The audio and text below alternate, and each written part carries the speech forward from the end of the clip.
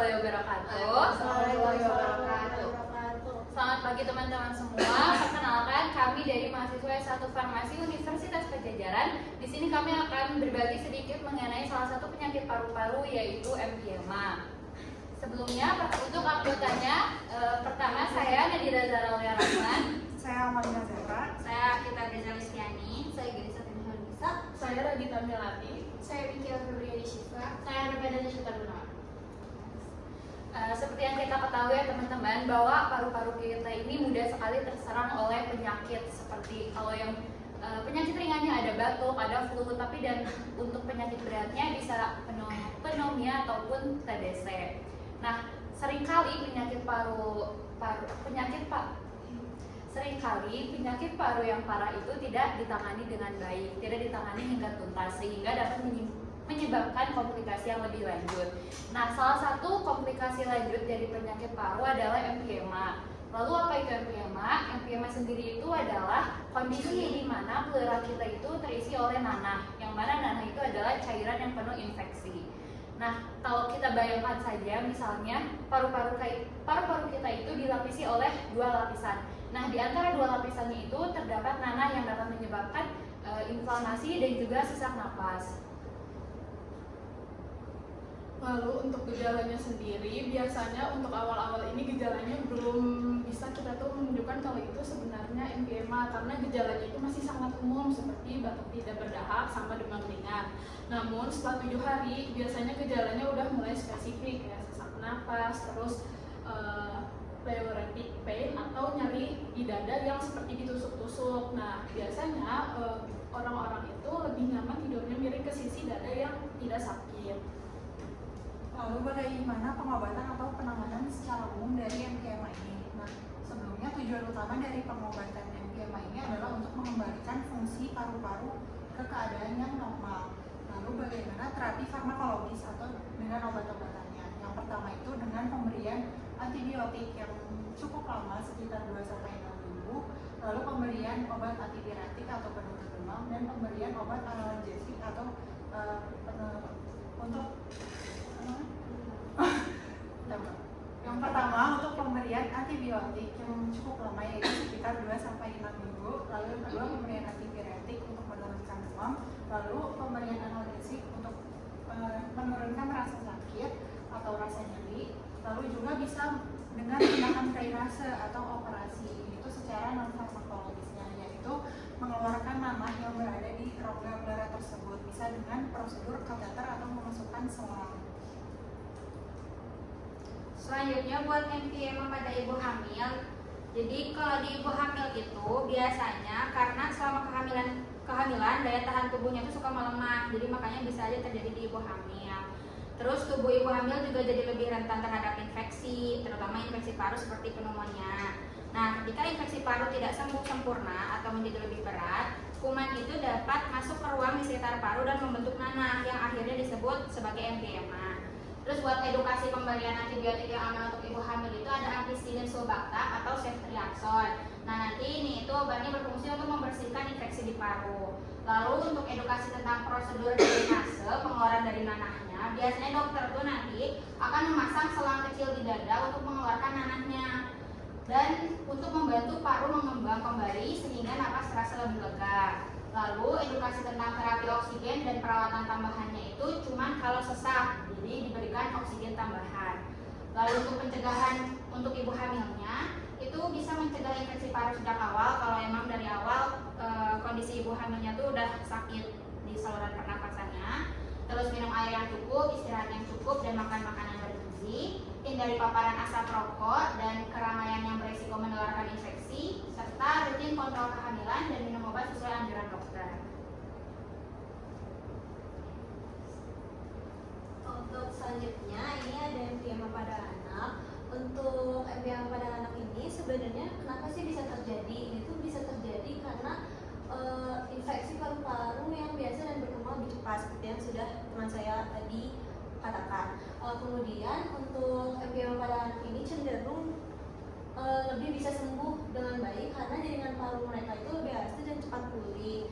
Kemudian gejala pada anak sendiri pada awalnya memang sama, yaitu demam tinggi dan batuk yang tidak kunjung sembuh, lalu nafas cepat nyeri dada saat bernafas, lalu tampak lemah, tidak mau makan dan kesulitan untuk bernafas. Kemudian untuk cara dokter mendiagnosisnya itu bisa dengan ronsen atau USG paru, dan juga untuk dengan cara mengambil sampel cairan untuk cek bakterinya. Kemudian untuk pengobatannya sendiri bisa dengan antibiotik yang sudah teman saya katakan tadi, dan juga drainase. Kemudian untuk pencegahannya sendiri bisa ditangani penyakit awalnya atau yang tadi contohnya adalah pneumonia lebih awal. Kemudian juga bisa memastikan bahwa anak itu mendapatkan imunisasi yang lengkap sehingga tidak terjadi komplikasi. Kemudian bisa juga segera membawa anak berobat apabila terjadi demam atau batuk yang tidak kunjung sembuh. Selanjutnya empiema pada lansia. Kenapa sih lansia itu lebih rentan terkena empiema? Yang pertama, karena lansia itu daya tahan tubuhnya udah menurun. Jadi kalau misalnya kena infeksi itu pasti bakalan lebih rentan lagi. Selanjutnya itu lansia itu punya komorbid kayak penyakit diabetes, jantung, atau penyakit paru kronis. Nah, dengan komorbid ini lansia itu jadi lebih rentan lagi terkena empiema. Nah, selanjutnya kemampuan batuk melemah sehingga dahak mudah menumpuk dan memicu infeksi. Kalau misalnya di anak itu demamnya tinggi, sedangkan pada gejala di lansia demamnya itu bisa saja tidak tinggi, jadi kadang tidak terlihat seperti lemas, kurang nafsu makan, sesak, lalu batuk tak membaik.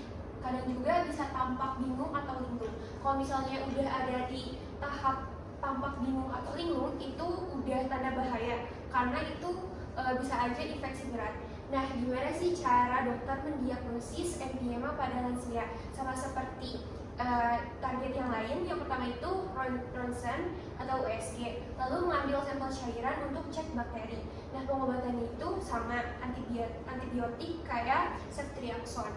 Lalu menggunakan selang dada untuk mengeluarkan nanah. Kalau misalnya kental itu pakai VATS, itu operasi kecil, itu operasinya itu pakai selang kamera. Nah, pencegahannya untuk lansia itu bisa obati pneumonia-nya sejak awal. Terus vaksin influenza 1 tahun sekali. Selain itu juga pneumokokus itu sekali seumur hidup. Lalu penarikan penyakit penyerta atau komorbid kayak diabetes, jantung, sama penyakit paru kronis. Oke, jadi seperti yang kita bisa tahu juga kan empiema itu sebenarnya penyakit yang cukup serius, tapi bisa dicegah kalau kita tahu dari awal terkait kayak tadi gejala-gejala yang emang udah mengarah ke empiema seperti kayak sesak di dada. Jadi untuk orang dewasa itu sendiri kurang lebih sama kayak gejala umum yang tadi udah dijelasin juga, terkait pencegahannya juga. Nah, tapi kalau untuk orang dewasa itu sendiri, karena secara imunitas dari lansia maupun anak-anak itu imunitasnya paling stabil karena usianya juga dalam rentang produktif gitu.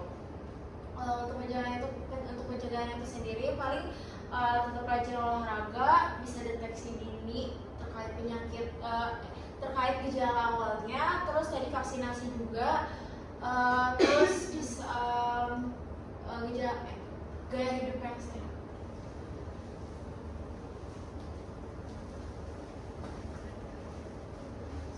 Oke, mungkin sekian aja penjelasan dari kami mengenai empiema. Baik, untuk sekarang apakah ada pertanyaan dari teman-teman mengenai penyakit empiema ini? Aku mau nanya, jadi kan itu tadi empiema itu disebabkan dari perburukan penyakit paru kan, itu kira-kira kenapa perburukan penyakit paru itu bisa nyebabin empiema? Terus kira-kira ada penyebab lain nggak? Oke, untuk yang pertama, kenapa penyakit paru itu bisa jadi nyebabin empiema? Karena perburukan penyakit itu kan misalnya kebanyakan tadi penyakit paru itu nggak ditanganin sampai tuntas gitu loh. Jadi si bakterinya, si mikrobanya itu masih ada dan dia bisa berkembang biak lebih banyak sehingga dia bisa menyebar hingga ke pleura yang dapat menimbulkan penumpukan nanah yang berisi kayak kuman-kuman itu. Lalu untuk penyebab lain selain perburukan penyakit paru itu biasanya ada dari tindakan operasi atau tertusuk benda yang tajam, terus juga ada virus yang memang bisa berkembang biak di dalam tubuh. Menjawab. Boleh, ada yang mau ditanyakan lagi? Boleh. Aku tuh lebih sering dengar penyakit namanya emfisema. Nah, perbedaannya sama emfyema ini apa sih?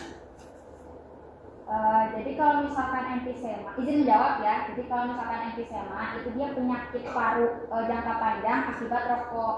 Jadi nanti pasiennya tuh sesak, mudah sesak gitu. Kalau emfyema itu dia penumpukan nanah di sekitar paru-paru akibat infeksi. Jadi makanya nanahnya itu harus dikeluarin gitu. Aman? Aman. Selanjutnya apakah ada pertanyaan lagi?